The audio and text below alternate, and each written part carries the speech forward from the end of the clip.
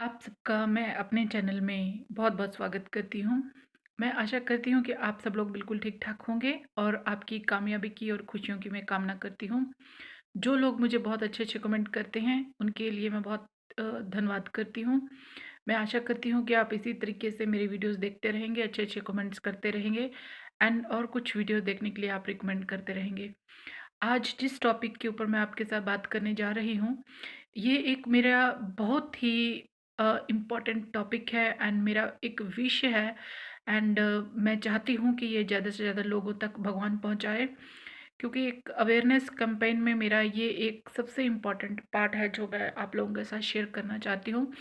कि हमने अक्सर देखा है कि एनआरआई मैरिजेस जो हैं वो इतने ज़्यादा फ्रॉड हो रहे हैं उसमें। तो आज मेरा एनआरआई मैरिजेस फ्रॉडलेंट के ऊपर है वीडियो।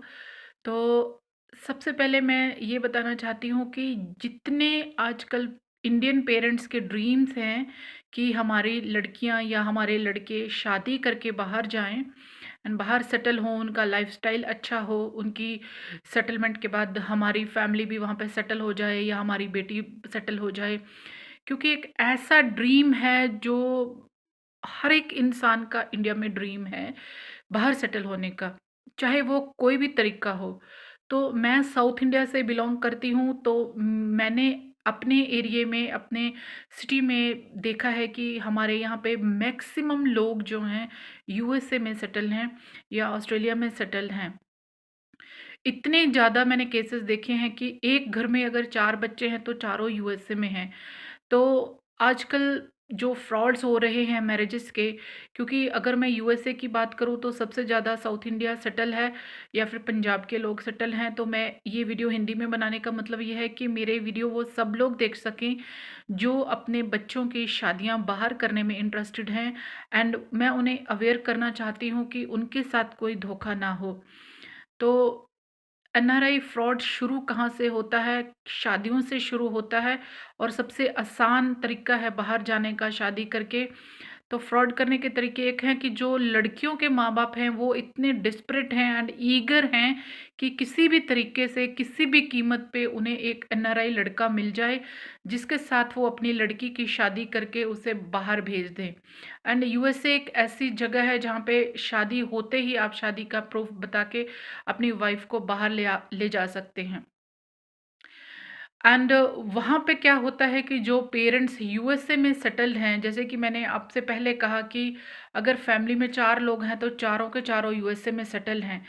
तो वो चीज़ सामने आती है कि जब आप 30-40 साल पहले बाहर सेटल हो गए हैं और आपके बच्चे अब शादी लायक हैं। एक केस तो ये होता है कि जो इंडियन लोग हैं वो चाहते हैं कि हमारे घर में जो बेटी है, जो बहू है, वो इंडियन लड़के से शादी करके, इंडियन लड़के के साथ शादी करके यूएस में सेटल हो, या फिर हमारी बहू है जो बहुत ही संस्कारी हो और वो जो है इंडिया से शादी करके हमारे बेटे के साथ यहाँ पे आके रहे, ताकि हमारा जो सिस्टम है, हमारा जो कल्चर है वो चेंज ना हो। क्योंकि वेस्टर्न कल्चर इतना ख़राब समझा जाता है कि उसमें जो है इतनी स्टेबिलिटी नहीं होती, कल्चर की बहुत ज़्यादा डिफरेंस होते हैं। उनको एक्सेप्ट कर पाना इंडियन पेरेंट्स के लिए बहुत ही मुश्किल होता है एंड उसके अलावा उनकी ये कोशिश होती है कि किसी भी तरीके से जो है हम अपने बेटे की शादी इंडिया में कर लें। कुछ केसों में ये भी होता है कि वो चाहते हैं कि हमें बहुत बड़ी डाउरी जो है मिल जाए, क्योंकि मैं साउथ इंडिया में मैंने देखा है कि यूएसए में जो लड़का डॉक्टर है उसे $300,000 भी दिए जाते हैं डाउरी के लिए एंड जो सॉफ्टवेयर इंजीनियर है उन्हें $100,000 से $200,000 तक जो है 1 करोड़, 2 करोड़, 3 करोड़, 5 करोड़ तक जो है उनकी शादियों में खर्चे होते हैं। इतनी बड़ी रकम जब माँ-बाप ज़मीन बेच के या किसी के रूप में उन्हें देते हैं एंड शादियों में करोड़ों के हिसाब से जो है बैंक्वेट हॉल का एंड रिसेप्शन का, जो रिसॉर्ट्स का है, वो खर्चा होता है। एंड वहाँ पे जाने के बाद जो लड़कियों को प्रॉब्लम होती है, अगर हम अमेरिका की बात करें तो 28% डोमेस्टिक वायलेंस केसेज़ में से 90% डोमेस्टिक वायलेंस केसेज़ इंडिया के होते हैं। तो ये वायलेंस किस टाइप के होते हैं? जैसे कि आपको मैंने पहले ये बताया कि इंडियन पेरेंट्स बहुत ज़्यादा ईगर होते हैं, डेस्परेट होते हैं अपने बच्चों की बाहर शादी करने के लिए, तो वो किसी भी कीमत को दे के शादी करने के लिए तैयार होते हैं।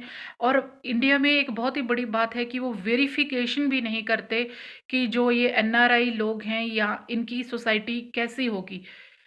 तो ये वेरिफ़िकेशन किए बिना वो शादी करते हैं।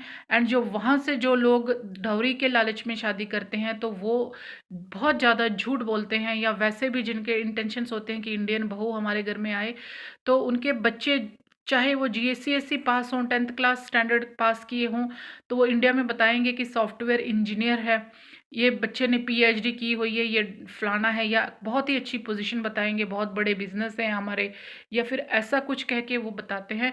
और यहाँ पे इंडियन पेरेंट्स जो है बहुत ही ईगरली ऐसे रिश्तों का वेट करते हैं, तो वो ग्रिप में आ जाते हैं।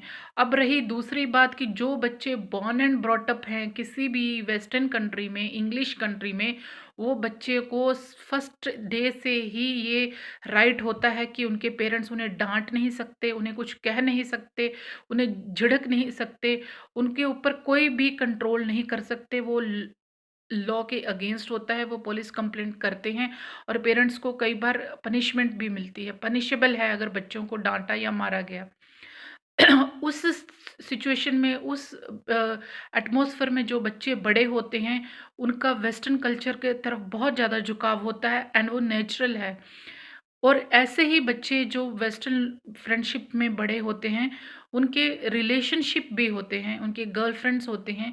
गर्लफ्रेंड्स का मतलब है कि फिज़िकली आप दोनों एक दूसरे के साथ जॉइंट हैं, आपके फिज़िकल रिलेशनशिप भी गर्लफ्रेंड्स के साथ होते हैं। एज़ ए वाइफ़ वो आपके साथ रहती है, पर वो कोई किसी चीज़ का क्लेम नहीं करती आपकी प्रॉपर्टी पे, आपकी सैलरी पे, अपनी विश के साथ दोनों एक दूसरे के साथ रिलेशनशिप में होते हैं, जिसमें कोई बॉन्डेज नहीं होता, कोई रिस्ट्रिक्शन नहीं होती, एंड कोई कंपनसेशन के लिए भी कोई वो नहीं होता। तो ऐसे खुले माहौल में जब बच्चे बड़े होते हैं एंड रहते हैं, तो पेरेंट्स को इस चीज़ की जो है बहुत ही ज़्यादा प्रॉब्लम होती है कि हमारा वंश कैसे चलेगा। चाहे इंडियन यूएसए में है, ऑस्ट्रेलिया में है, या कहीं और है, पर उसकी थिंकिंग ये होती है कि हमारे बच्चों के आगे बच्चे हों, ये शादी करके रिस्पॉन्सिबिलिटी ले, अपना घर संभाले। कोई भी पेरेंट्स ये नहीं चाहते कि हमारे बच्चे ऐसे ही आवारा फिरते रहें, किसी के साथ भी रिलेशनशिप में कहीं पे भी रहें, एंड उनका जो है ऐसे ही हाल हो, उन्हें कोई स्टेबिलिटी नज़र नहीं आती।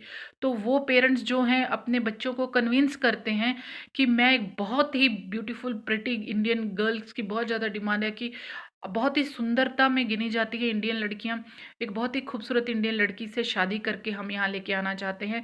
तो अभी जो बच्चे हैं वहाँ के बोलते हैं कि no, I am already in a relationship, तो मैं दूसरी लड़की को क्या करूँगा? तो बोले कि तो क्या हुआ, अगर यहाँ पे तुम्हारी एक गर्लफ्रेंड है तो उसे रहने दो, वहाँ से हम शादी करके उसे लेके आएंगे। तो वहाँ के जो बच्चे बड़े हो के वहाँ पे रहे, उनको ये भी नहीं पता कि मैरिज होती क्या है, इसको निभाना कैसे है, इंडियन लोगों की नज़र में मैरिज का क्या मतलब है, एक बहुत ही बड़ी रिस्पॉन्सिबिलिटी। पर वहाँ के जो बच्चे अब्रॉड हैं, उनके लिए मैरिज कुछ भी नहीं है। जितने दिन रहना है उतने दिन रहो, इसके बाद आप जब आपका मन भर जाए, आप नहीं एडजस्ट कर सकें, आप उसे डिवोर्स दे दें। उनके लिए एक पेपर के ऊपर सिग्नेचर के अलावा, एक सर्टिफिकेट के अलावा उसका कोई इम्पोर्टेंस नहीं है। यहाँ पे मैं फिर ये बात बता दूँ कि जो लोग इंडिया से वहाँ पे पढ़ने के बाद सेटल हुए हैं, रिसेंटली सेटल हुए हैं, उनके ऊपर ये बात लागू नहीं होती। जो बॉर्न एंड ब्रॉट अप हैं, बहुत सारे ऐसे बच्चे हैं जो ऐसी सिचुएशन में हैं, एंड मैं ये हर एक को नहीं कह रही, जो हैं उन्हीं की बात कर रही हूँ, तो इसलिए आप पर्सनल ना लें।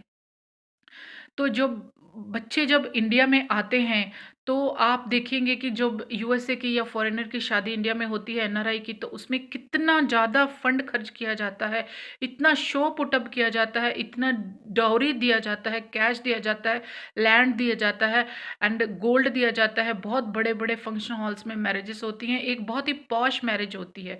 एंड उसके बाद उनका क्या होता है, जो लड़के हैं वहाँ के, उनका सिर्फ इतना इंटेंशन होता है कि एक क्विक हनीमून, कि हमें एक सुंदर लड़की मिल रही है, साथ में इतनी इज्जत मिल रही है, पैसे मिल रहे हैं, फटाफट हनीमून करके वो लोग हैं जो वापस आते हैं।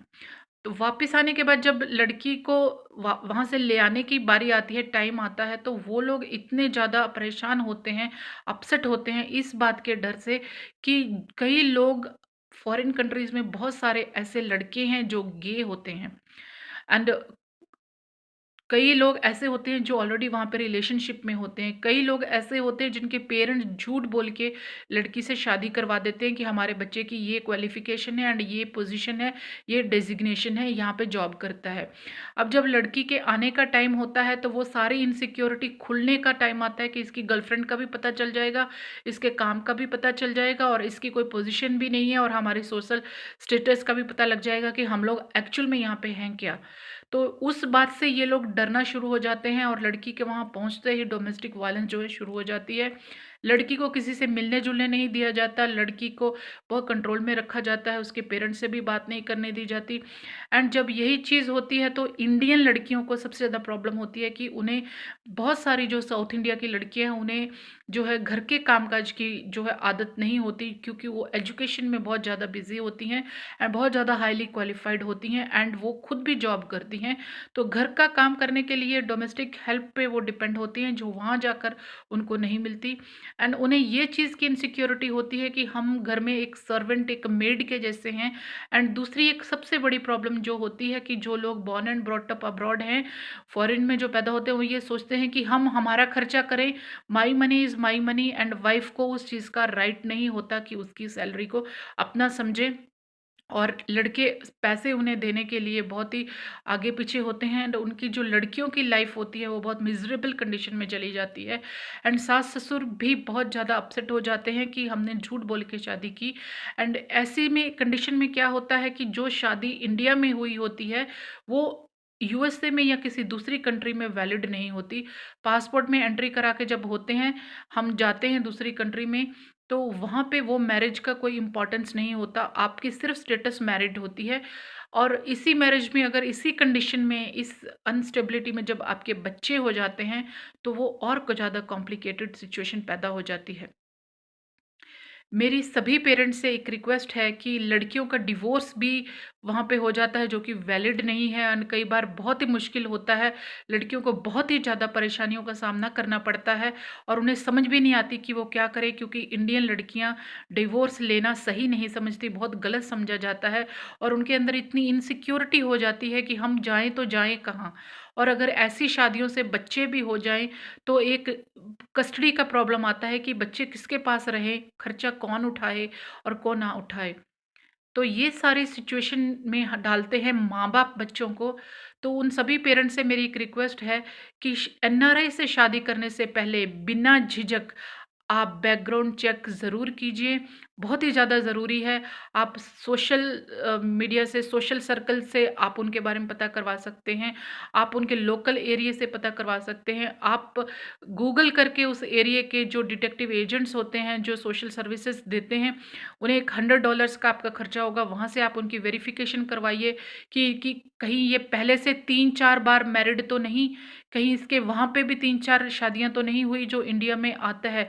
क्योंकि एनआरआईज़ जो होते हैं, जो बॉर्न एंड ब्रॉट अप लोग बाहर हैं, बहुत सारे लोग जो हैं फिज़िकल हेल्थ के जो शिकार होते हैं, बहुत सारे मेंटल हेल्थ के शिकार होते हैं। कई लोग तो ऐसी शादी कर लेते हैं जो कि फिज़िकली फिट ही नहीं होते मैरिजेज़ के लिए, जिनको सेक्सुअल प्रॉब्लम होती है, जिनको बायोपोलर प्रॉब्लम होती हैं, जिन्हें जो कि गे होते हैं, जो कि बहुत ही ज़्यादा पहले से डिवोर्स्ड होते हैं, जिनकी मेंटालिटी ऐसी होती है क्विक हनीमून करना। वहाँ पे इंडिया में जाते हैं एंड शादी करते हैं, हनीमून मनाते हैं, 1-2 महीना रहते हैं और वापस आ जाते हैं। ऐसे बहुत सारे केसेस हो रहे हैं एंड इंडिया में भी 3-3, 4-4, 5-5, 6-6 मैरिजेस होती हैं अलग-अलग जगह पे एंड उन सभी के बच्चे होते हैं एंड कई लड़कियां तो ऐसी हैं जिन्होंने 15 सालों से जिनके बच्चों ने अपने फादर को देखा भी नहीं। ऐसे भी बहुत सारे केसेस हैं। मैं अपने नेक्स्ट वीडियो में उसके बारे में बताऊंगी। पर ये जो है बहुत ही इम्पॉर्टेंट है कि आप इसके लिए एक बहुत ही स्ट्रिक्ट कदम उठाएं। ऐसे ही अपने बच्चे की शादी ना करें, चाहे लड़की है चाहे लड़का है। बैकग्राउंड चेक ज़रूर करें क्योंकि बहुत ही ज़्यादा प्रॉब्लम है और शादियां बहुत ज़्यादा फेल हो रही हैं। जो लड़कियां इंडिया से आती हैं बहुत ही मिजरेबल कंडीशन में रहती हैं कई लड़कियां एंड बहुत ही क्वालिफाइड लड़कियां भी बहुत ही ख़राब सिचुएशन में हैं। इसलिए पेरेंट्स से एक अपील है, एक रिक्वेस्ट है कि बहुत ही ज़रूरी है बैकग्राउंड चेक करना। करोड़ों का खर्चा करके आप जो है अपनी लड़की के लिए मुसीबतें ना खरीद लें, इस बात का ख्याल रखें। पूरी जानकारी आप ले सकते हैं गूगल करके। आप लड़के की वेरिफिकेशन करा सकते हैं, उसकी मेंटल हेल्थ, उसकी फिजिकल हेल्थ एंड उसकी स्टेटस, उसकी एजुकेशन सब कुछ पता करवा सकते हैं। Thank you so very much for watching my video. Have a good day. मैं अगली वीडियो फिर से बनाऊंगी इसी टॉपिक के ऊपर, तब तक आप देखते रहें। Thank you.